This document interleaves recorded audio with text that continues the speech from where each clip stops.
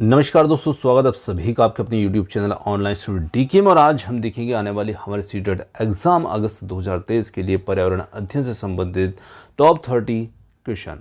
दोस्तों, प्रश्न काफ़ी सिलेक्टेड क्वेश्चन आज की इस वीडियो में हमने लिए हैं और इन प्रश्नों के माध्यम से आप अपना आकलन कर सकते हैं, देख सकते हैं कितना स्कोर यहाँ पर आप करते हैं। तो आइए और बिना देर के स्टार्ट करते हैं और चलते हैं हमारे इस पर्यावरण अध्ययन के प्रश्नों की ओर। दोस्तों, ऐसे ही प्रश्न और नोट्स के लिए आप प्ले स्टोर पर जाकर के आपकी अपनी app online study with DK को भी डाउनलोड कर सकते हैं। उसका लिंक भी आपको डिस्क्रिप्शन में मिल जाएगा, जहां पर आपको मिलते हैं इसमें CTET EVS notes PDF form में, और जहां पर प्रीवियस ईयर जो क्वेश्चन पेपर हैं उनको विद थ्योरी के साथ में यहाँ पर समझाया गया है। और ऐसे ही बेहतरीन प्रैक्टिस सेट भी यहाँ पर आपको देखने को मिलते हैं। तो यहाँ पर 30 प्रैक्टिस सेट भी आपको देखने को मिल जाएंगे। तो आइए बिना देर किए अब स्टार्ट करते हैं हमारे वीडियो को। और यहाँ पर फर्स्ट क्वेश्चन आ जाता है, सौर सेल के निर्माण हेतु किस पदार्थ का उपयोग किया जाता है। दोस्तों, यहाँ पर प्रश्न काफ़ी अच्छा प्रश्न है। और यहाँ पर चूंकि पर्यावरण है तो पर्यावरण में कुछ प्रश्न ऐसे होते हैं जो थोड़े से विज्ञान से संबंधित होते हैं। तो यहाँ पर सौर सेल की बात करें तो सौर सेल का मतलब होता है ऐसी युक्ति जो कि सूर्य के प्रकाश पर निर्भर करती है, सूर्य के प्रकाश से चलती है। सूर्य के प्रकाश की जो ऊर्जा होती है, सूर्य उसको एक एनर्जी के फॉर्म में कन्वर्ट करती है, जिसका उपयोग हम प्रकाश में और विद्युतीय उपकरणों में इसका उपयोग कर सकते हैं। उस युक्ति को हम कहते हैं यहाँ पर सौर सेल। अब देखिए, सौर मतलब सूर्य हो जाता है, तो सीधा सीधा एक प्रकार का सेल होता है, एक बैटरी भी कह सकते हैं। तो यहाँ पर ये एक सौर सेल जो होता है, इसमें उपयोग किसका किया जाएगा, लेड का, सोडियम का, कॉपर का या सिलिकॉन का। तो इसमें उपयोग होता है सिलिकॉन का। जी हाँ, सिलिकॉन का इसका उपयोग इसमें किया जाता है। आगे बढ़ते हैं अगले प्रश्न की ओर। निम्नलिखित में से कौन सा कथन यहाँ पर लिंग रूढ़िबद्धता का प्रदर्शन करता है। ऐसे प्रश्न का आपको यहाँ पर ढूंढना है, उसको विकल्प को देखना है कौन सा यहाँ पर विकल्प रूढ़िबद्धता का प्रदर्शन करता है, उसको बढ़ावा देता है। तो सामान्यतः लड़कियाँ लड़कों से बेहतर खाना बनाती है, एशियाई लोग खेलों में अच्छे नहीं होते हैं, और सामान्यतः लड़कों की तुलना में लड़कियों का पेशी द्रव्यमान कम होता है, लड़कों व लड़कियों ने कुश्ती में हिस्सा लिया। तो देखिए, यहाँ पर किसी एक को विशेष महत्व देना, यानी कि ये यहाँ पर दर्शाता है लिंग रूढ़िबद्धता को। सामान्यतः लड़कियां लड़कों से बेहतर खाना बनाती है, यही हमारा इसमें उत्तर बन जाएगा। चलिए आगे देखते हैं। अगला प्रश्न आता है, नर चिड़िया बहुत सारे सुंदर बनावट वाले घोंसले बनाता है और मादा चिड़िया इनमें से सबसे बढ़िया घोंसले में अपने अंडा देने के लिए उसको चुनती है। यह कौन सी चिड़िया होती है। तो यहाँ पर पक्षियों के आवास से उनके घोंसले से संबंधित प्रश्न है। यहाँ पर नर चिड़िया यानी कि चिड़िया जो है वो कौन सी चिड़िया होती है, जिसका जो पति कह सकते हैं या नर कह सकते हैं, वो यहाँ पर घोंसला बनाता है और मादा चिड़िया उसको चुनती है। यानी कि बहुत सारे घोंसले बनाता है, उसमें किसी एक घोंसले का चयन वो चिड़िया करती है जिसमें वो अपने अंडे देती है।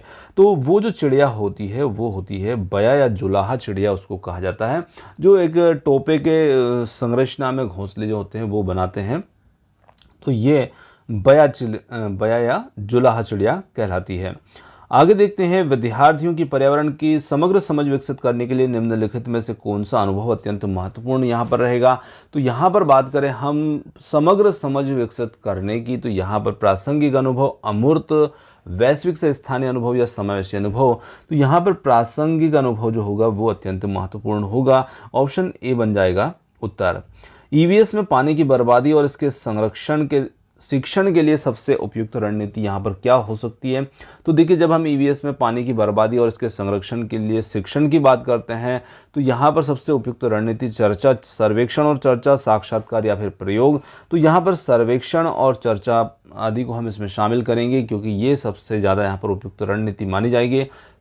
सिर्फ चर्चा करने से कुछ हमें ज़्यादा पता नहीं चलता है, परंतु जब हम उसके बारे में सर्वेक्षण करते हैं कि जैसे हमारे गांव में पानी के कौन कौन से स्रोत जो हैं वो सूख चुके हैं, कौन कौन से उपलब्ध स्रोत हैं, तो इस प्रकार का जब हम सर्वेक्षण की रिपोर्ट बच्चों को करने के लिए कहते हैं, उस पर चर्चा करते हैं, तो ये यहाँ पर प्रभावकारी रहेगा। आगे देखिए, प्राथमिक स्तर पर निर्माणात्मक आकलन सम्मिलित करता है। तो ये किसको सम्मिलित करेगा, शिक्षकों को उनके शिक्षण के प्रभाव के संदर्भ में प्रतिपुष्टि देने में, शिक्षण में कमियों को पहचानने, मासिक रिपोर्ट कार्ड बनाने या फिर विद्यार्थियों के अधिगम अंतराल का ज्ञान करने में। तो यहाँ पर उपयुक्त कथनों में से कौन सा कथन यहाँ पर सही है। तो ए बी सी के रूप में, ए बी डी के रूप में, या बी सी डी, या फिर है ए सी डी के रूप में।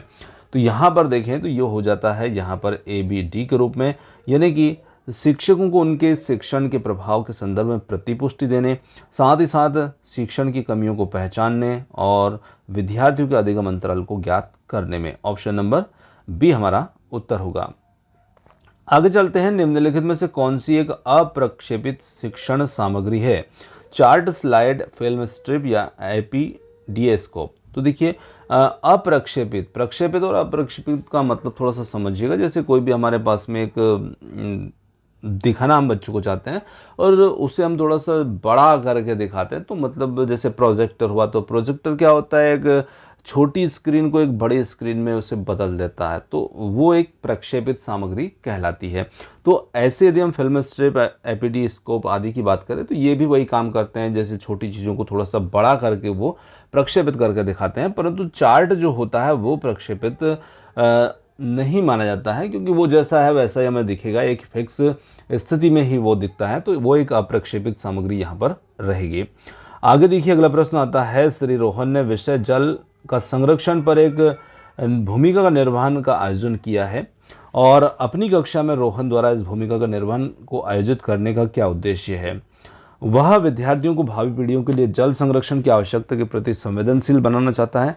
वह विद्यार्थियों को समाज में जल संरक्षण के विषय में जानकारी के अभाव से अवगत कराना चाहता है, या फिर सी की बात करें तो वह भूमिका निर्वहन के द्वारा विद्यार्थियों में विश्वास का स्तर ऊपर उठाना चाहता है। और डी आता है यहाँ पर, वह जल संरक्षण के विषय में विद्यार्थियों के विचार जानना चाहता है, जिससे कि उनको सही मार्गदर्शन प्राप्त हो। तो यदि हम यहाँ पर देखें हमारे सही उत्तर को, तो निश्चित रूप से वह विद्यार्थियों को भावी पीढ़ियों के जल संरक्षण की आवश्यकता के प्रति यहाँ पर संवेदनशील बनाना चाहता है, इसलिए उसने भूमिका निर्वाह आयोजित करने का उद्देश्य बनाया है। तो ये हमारा इसमें उत्तर हो जाएगा। आगे देखते हैं, अगले प्रश्न की बात करें तो अगला प्रश्न आता है, ईवीएस की पाठ्यचर्या की रूपरेखा बनाई गई थी। तो यहाँ पर अधिगम के संरचनात्मक परिप्रेक्ष्य में, अधिगम के समाकलित परिप्रेक्ष्य में, या फिर अधिगम के अनुचिंतनी परिप्रेक्ष्य में, या फिर अधिगम के सामाजिक रचनावाद के परिप्रेक्ष्य में। तो यहाँ पर यह बनता है अधिगम के सामाजिक रचनावाद के परिप्रेक्ष्य में। Option number D. अगला प्रश्न आता है, कक्षा में ईवीएस विषयों का संपादन करते समय शिक्षक को निम्न में से किससे बचना चाहिए? यहाँ पर है, विद्यार्थियों को प्रश्न पूछने के लिए हतोत्साहित करने से, या फिर भूमिका निभाने से, कठपुतलियों के उपयोग से, या समूह कार्य से। तो यहाँ पर देखिए, हतोत्साहित करना ये उद्देश्य नहीं होता है किसी भी शिक्षक का। प्रश्न पूछने के लिए विद्यार्थियों को हतोत्साहित करना, इससे शिक्षक को बचना चाहिए। शिक्षक को बच्चों को प्रोत्साहित करना चाहिए, ना कि हतोत्साहित। फलों की पहचान कीजिए। यहाँ पर कुछ फल दे रखे हैं, जैसे फल तो नहीं कह, फूल हैं। फूलों की पहचान कीजिए, फल नहीं, फूलों की पहचान कीजिए। केवल रात में ही खिलता है, यानी ऐसा फूल है जो केवल रात में खिलता है। दूसरा यहाँ पर हो सकता है जिसका उपयोग औषधि बनाने में हो सकता है, रंगाई के काम में, और पूरे वर्ष भर खिलता है। तो ऐसे 4 फूलों को हमें यहाँ पहचानना है। गुड़हल, गेंदा, गुलाब, धतूरा है। अब इसी में साथ में यहाँ पर है रात रानी है, गुड़हल है, गेंदा है, गुलाब है। तो देखिए, रात में खिलना मतलब कि पहले ही यहाँ पर दिख रहा है आपको कि रात की रानी जो फूल होता है वो रात्रि में ही खिलता है, और कहीं पर आपको यहाँ पर रात की रानी इसमें देखने को नहीं मिलेगा। गुड़हल, गेंदा, गुलाब, ये हमारा बन जाएगा उत्तर उसी के क्रम के अनुसार। चलिए आगे चलते हैं। अगला प्रश्न आता है, मधुमक्खियों के छत्ते में मधुमक्खियों के बारे में निम्नलिखित में से कौन सा कथन सही नहीं है? तो यहाँ पर है, केवल रानी मक्खी ही अंडे देती है, और श्रमिक मक्खी नर मक्खी होती है। छत्ते में कुछ नर मक्खियाँ होती है, छत्ते में केवल एक ही रानी मक्खी होती है। तो देखिए, श्रमिक मक्खी जो होती है वो नर मक्खी होती है, ये इसमें गलत है, क्योंकि श्रमिक मक्खी जो होती है ना वो नर मक्खी नहीं होती है, वो एक तरह से बधन्य मक्खियाँ होती हैं। तो यहाँ पर बी इसमें गलत होगा। आगे देखिए, जब पर्यावरण अध्ययन के शिक्षक अपने बच्चों को चिड़ियाघर ले जाते हैं तो वह किस उद्देश्य की पूर्ति चाहते हैं? तो यहाँ पर यदि हम बात करें तो शिक्षक यहाँ बच्चों को चिड़ियाघर लेके गए तो वो कौन सा उद्देश्य अपना पूरा करेंगे? बच्चों को जानवर के संरक्षण के प्रति संवेदनशील बनाना, बच्चों को मज़ेदार तरीके से सीखने का मौका देना, या फिर बच्चों को वास्तविक जीवन की परिस्थिति और कक्षा विद्यार्जन के बीच में परस्पर संबंध को स्थापित करना। डी आता है, बच्चों में पशुओं को पालने के कौशल को विकसित करना। तो बच्चों को यहाँ पर वास्तविक जीवन की परिस्थितियों और कक्षा के विद्या अर्जन के बीच परस्पर संबंध को स्थापित करना शिक्षक का यहाँ पर उद्देश्य रहेगा। रमेश अपनी कक्षा 5 की पर्यावरण अध्ययन की कक्षा में खोजपूर्ण प्रश्न पूछता है। उपयुक्त उद्देश्य विद्यार्थी में किस कौशल के विकास का नहीं है। तो यहाँ पर यदि हम देखें तो प्रदर्शन कौशल, अवलोकन कौशल, रचनात्मक कौशल या फिर श्रवण कौशल, तो उत्तर हो जाता है यहाँ पर प्रदर्शन कौशल। चलिए आगे अगला प्रश्न आता है, निम्नलिखित में से किसी अध्यापक का कौन सा कथन लिंग पूर्वाग्रह का प्रदर्शन करता है। विद्यार्थियों तुम सभी ने अच्छा काम किया। दूसरा आता है, लड़कों तुम हो हमेशा शोर मचाते हो। लड़कों और लड़कियों चलो हम सब एक साथ खेलें। और विद्यार्थियों मैं तुम्हारे प्रदर्शन से खुश नहीं हूं। तो यहाँ पर लड़कों तुम हमेशा शोर मचाते हो, मतलब लड़कों को यहाँ पर टारगेट किया जा रहा है सीधे सीधे। तो ये कथन जो है लिंग पूर्वाग्रह का प्रदर्शन करेगा। अगला प्रश्न आता है, निम्नलिखित में से कौन सा विषय उप विषय नीचे दी गई दक्षता से संबंधित यहाँ पर हो सकता है और उन लोगों के लिए परामर्श और मानसिक कल्याण के बारे में सुझावों का मूल्यांकन करता है जिन्होंने आपदा का सामना किया और अपने घर खोने के आघात का सामना किया। तो यहाँ पर यात्रा है, आश्रय है, कार्य खेल है, पानी है। तो देखिए घर सीधे सीधे आश्रय से जुड़ा है, तो यहाँ पर इसी का जो संबंधित ये रहेगा। आगे चलते हैं, अगले प्रश्न की बात करें तो अगला प्रश्न आता है, पर्यावरण अध्ययन में निम्नलिखित में से कौन सा समस्या समाधान का गुण है। सृजन, चयन, भाषण, खेल। तो यहाँ पर खेल नहीं, लेखन, बी सी डी और बी सी। तो यहाँ पर यदि हम देखें तो पर्यावरण अध्ययन में निम्नलिखित में से समस्या समाधान के गुण जिसके अंतर्गत हैं वो शामिल होते हैं सृजन और चयन में, और ये हमें मिलता है विकल्प नंबर ए में, जहाँ पर ए बी के रूप में हमारा उत्तर रहेगा। अगला प्रश्न है, एक ईवीएस शिक्षक के द्वारा प्रयुक्त होने वाली भाषा है वो औपचारिक परिभाषाओं पर बल देने वाली होना चाहिए या फिर बच्चों के लिए कठिन होनी चाहिए ताकि वो समझ ना पाए, या फिर है बच्चों की दैनिक रोजमर्रा की भाषा से संबंधित होना चाहिए, प्राविधिक प्रकृति की होना चाहिए। तो यहाँ पर बच्चों की जो रोजमर्रा की भाषा है उससे संबंधित यहाँ पर भाषा होना चाहिए, एक शिक्षक के द्वारा प्रयुक्त भाषा। आकर्षक एवं प्रासंगिक अनुदेशात्मक सामग्री का उपयोग सहायक है क्योंकि वे सभी ज्ञानेंद्रियों को सक्रिय करते हैं, अधिगम को अधिक अर्थपूर्ण बनाते हैं, शिक्षकों को शिक्षण अधिगम प्रक्रिया में सहायता करते हैं, या फिर डी है विद्यार्थियों का ध्यान आकर्षित वो करते हैं। तो यहाँ पर एक आकर्षक और प्रासंगिक अनुदेशात्मक सामग्री जो होती है वो सभी ज्ञानेंद्रियों को सक्रिय करते हैं। विकल्प ए बन जाता है उत्तर। ईवीएस के शिक्षण में न्यूनतम महत्वपूर्ण क्रियाकलाप की पहचान कीजिए। विद्यार्थियों से परिचर्चा, कार्यपत्रों पर चित्रों और रूपरेखा को बनाना, अवज्ञाकारी विद्यार्थियों को सजा देना, विद्यार्थी को बाहर की प्रकृति की सैर पर ले जाना। तो यहाँ पर बात करें हम तो यहाँ पर आ जाता है अवज्ञाकारी विद्यार्थियों को सजा देना। ये एक न्यूनतम महत्वपूर्ण क्रियाकलाप रहेगा, बाकी तीनों क्रियाकलाप यहाँ पर उचित रहेंगे। आगे देखते हैं, अगला है, निम्नलिखित में से पर्यावरण अध्ययन की पुस्तक में पहेलियों को सम्मिलित करने के उद्देश्य की पहचान कीजिए, उसको पहचानिए। तो यहाँ पर है विद्यार्थी के मन को भ्रमित करना, विद्यार्थियों में तर्क क्षमता को विकसित करना, और विद्यार्थी के मन को भ्रमित करना और स्वयं आनंदित होना। डी है विद्यार्थियों को खेल खिलाना। तो यहाँ पर देखेंगे तो विद्यार्थियों में तर्क क्षमता को विकसित करना, ये यहाँ पर पुस्तक में पहेलियों को शामिल करने का उद्देश्य रहता है। आगे देखें तो पर्यावरण अध्ययन के शिक्षण अधिगम में विद्यार्थियों के द्वारा प्रश्न पूछना अत्यधिक महत्वपूर्ण है क्योंकि ये प्रश्न संकेतक होते हैं। अब देखिए क्या संकेतक होते हैं, विद्यार्थी की जिज्ञासा के, विद्यार्थी की समझ में अंतर के, या फिर शिक्षक की क्षमता के। तो सीधा सीधा यहाँ पर विद्यार्थी की जिज्ञासा और विद्यार्थी के समझ के अंतर के लिए महत्वपूर्ण होते हैं, उसके ये संकेतक माने जाते हैं। तो ए बी के रूप में उत्तर बन जाएगा यहाँ पर विकल्प नंबर ए। अगला प्रश्न आता है, गलत कथन का चयन हमें इसमें करना है और गलत कथन कौन सा यहाँ पर रहेगा। ईवीएस एक अत्यंत विषयक है। ईवीएस पढ़ाना स्थानीय संसाधनों के माध्यम से होना चाहिए। ईवीएस मुख्यतः जैव विविधता से अध्ययन से जुड़ी है, या फिर 1 और 2 में ईवीएस शिक्षण, भाषा और गणित के माध्यम से होना चाहिए। तो बात यहाँ पर गलत कथन की करें तो गलत कथन जो रहेगा, ईवीएस मुख्यतः जैव विविधता के अध्ययन से जुड़ी है। सिर्फ जैव विविधता के अध्ययन से जुड़ा होना यहाँ पर इसमें शामिल नहीं होगा। चलिए आगे देखिए, हमारे देश में एक ऐसा राज्य जहाँ के ग्रामीण लोग फसल पकने के पश्चात त्योहार मनाते हैं और सब साथ में खाना खाते हैं, गाते हैं, नाचते हैं, यहाँ विशेष नृत्य करते हैं।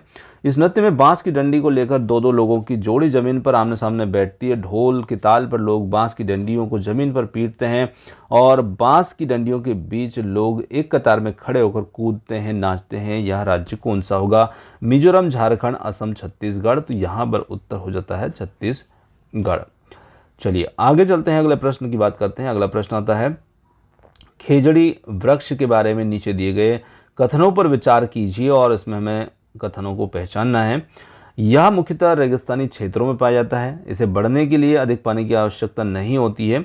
इसकी छाल दवाई बनाने के काम आती है और इसकी लकड़ी को कीड़ा भी नहीं लगता। इसके तने में पानी एकत्रित होता है। लोग पतली पाइप के द्वारा पीते हैं। यह वृक्ष छायादार नहीं होता है। तो यहाँ पर यदि हम देखें तो इन कथनों पर हमें विचार करना है, इनमें से कौन से कथन सही है। तो सही की बात हम करेंगे तो यहाँ पर देखिए ए वाला सही है, क्योंकि ये रेगिस्तान में पाया जाएगा, खेजड़ी जो वृक्ष होता है। और आगे बात करें तो इसके बढ़ने के लिए अधिक पानी की आवश्यकता नहीं होती है। इसी के साथ में यदि हम बात करें तो इसकी छाल दवाई बनाने के काम आती है। तीनों यहाँ पर सही हैं ए बी सी के रूप में। बाकी यहाँ पर डी और ई जो हैं वो गलत हैं। तो यहाँ पर विकल्प ए बनेगा उत्तर। अगला प्रश्न आता है, निम्नलिखित में से 3 पेट्रोलियम उत्पादों को चुनिए, कौन कौन से यहाँ पर रहेंगे। मोम है, कोलतार है, ग्रीस है और इसके साथ में पेंट, प्लास्टिक, रेयान है, एलपीजी, कोलतार, एथेनॉल, केरोसिन, डीजल, मैथेन। तो यहाँ पर उत्तर हो जाता है मोम, कोलतार और ग्रीस। ऑप्शन नंबर ए हमारा इसमें उत्तर होगा। आगे चलते हैं, अगला प्रश्न आता है, निम्नलिखित में से कौन सा रोग मच्छरों के द्वारा जनित है। निमोनिया, डेंगू, खसरा, मलेरिया। सही विकल्प के चयन का यदि बात करें ए बी, बी सी या फिर बी डी या फिर ए डी। तो यहाँ पर यदि हम देखें तो इस प्रश्न के लिए हमारा जो उत्तर होगा, मच्छरों के द्वारा होने वाला रोग होता है डेंगू और मलेरिया, बी और डी के रूप में। और बी और डी के रूप में हमारा उत्तर बनेगा ऑप्शन नंबर सी यहाँ पर उत्तर होगा। चलिए अब चलते हैं अगले प्रश्न पर। और अगला प्रश्न आता है यहाँ पर, निम्नलिखित में से कौन सा पानी के विषय से संबंधित त्योहार मनाते समय बच्चों के संज्ञानात्मक विकास के साथ साथ सामाजिक भावनात्मक पहलुओं को जोड़ने के लिए पर्याप्त अवसर यहाँ पर प्रदान करता है। तो यहाँ पर है, बच्चों को लोकगीत सुनाने गाने के लिए प्रोत्साहित करना, प्रयोग, साक्षात्कार, सर्वेक्षण। तो बात यहाँ पर हम त्योहारों को मनाने की बात कर रहे हैं और उसके लिए बच्चों को लोकगीत सुनाने गाने के लिए प्रोत्साहित करना यहाँ पर सबसे उचित रहेगा। तो विकल्प ए इसमें उत्तर होगा। अगला प्रश्न आता है, ईवीएस की किसी समस्या से या चिंता से संबंधित विषय सीमाओं को तोड़ने में निम्नलिखित में से कौन सा प्रभावी होगा। समूह चर्चा, प्रदर्शन, व्याख्यान, फिल्म, शो। तो यहाँ पर यदि हम बात करें तो समूह चर्चा जो होगा वो हमारा इसमें उत्तर होगा। चलिए आगे चलते हैं, किसी परितंत्र में निहित है। तो किसी परितंत्र में क्या निहित है? एक क्षेत्र के केवल जीवित प्राणी, एक क्षेत्र के केवल भौतिक कारक या फिर एक क्षेत्र के जीवित प्राणी एवं भौतिक कारक दोनों, एक क्षेत्र के अपघटक और भौतिक कारक। तो यहाँ पर हम कह सकते हैं एक क्षेत्र के जीवित प्राणी एवं भौतिक कारक दोनों यहाँ पर निहित होते हैं। यही परितंत्र की परिभाषा होती है। तो यहाँ पर आज के जो हमने 30 प्रश्न लिए, ये प्रश्न समाप्त होते हैं। और प्रश्न आपको कैसे लगे कमेंट्स करके जरूर बताइएगा। वीडियो पसंद आया तो वीडियो को लाइक, शेयर, चैनल को सब्सक्राइब करना मत भूलिएगा। आपने जो समय दिया उसके लिए बहुत बहुत धन्यवाद। Thanks for watching. मिलते हैं जल्द ही एक और नए किसी वीडियो के साथ। धन्यवाद।